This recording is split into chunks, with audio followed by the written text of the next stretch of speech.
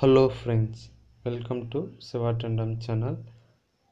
முதல்ல எல்லாருக்கும் advance happy new year. இன்னைக்கு என்ன பார்க்க போறோம்னா கால்நடை பராமரிப்பு துறை கால்நடை ஆய்வாளர் நிலை 2 இதற்கான செலக்ஷன் ப்ரொசீஜர் என்னன்னு தான் பார்க்க போறோம். ஏன்னா நிறைய பேர் கமெண்ட்ல டவுட் கேட்டுட்டே இருக்காங்க. அதனால தான் இந்த வீடியோ பதிவு. ஃபர்ஸ்ட் என்ன ப்ரொசீஜர் பார்த்தீங்கன்னா, நீங்கள் ஆல்ரெடி அப்ளை பண்ணியிருப்பீங்க.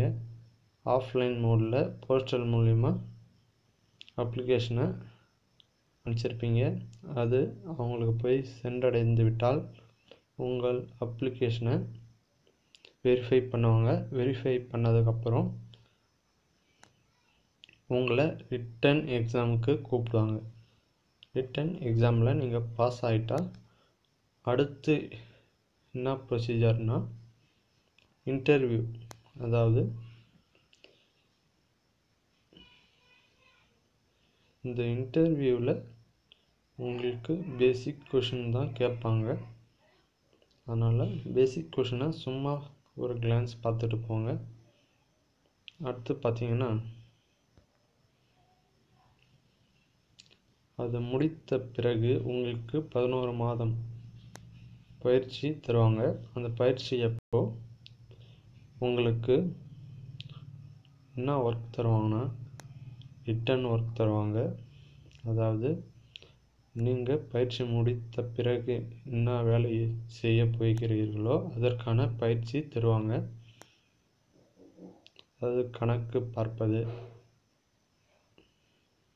பராமரிப்பது, அதேமாரி ஃபீல்டு ஒர்க், அதாவது கால்நடைகளை பராமரிப்பது எப்படி எல்லாத்தையுமே இந்த ட்ரைனிங்கில் சொல்லி தருவாங்க.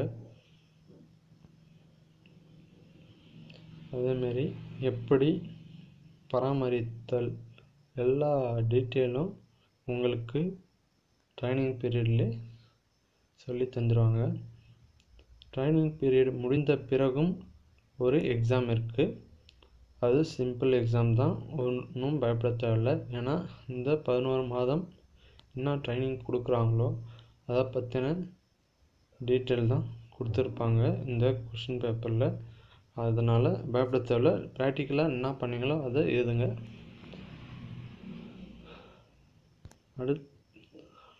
அடுத்து எல்லோரும் சிலபஸ் கேட்குறீங்க. சிலபஸ்ஸு இது வரைக்கும் வெளியிடவில்லை.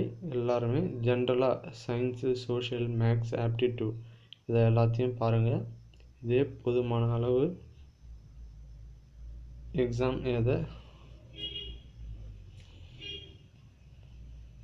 போதுமானது தான்.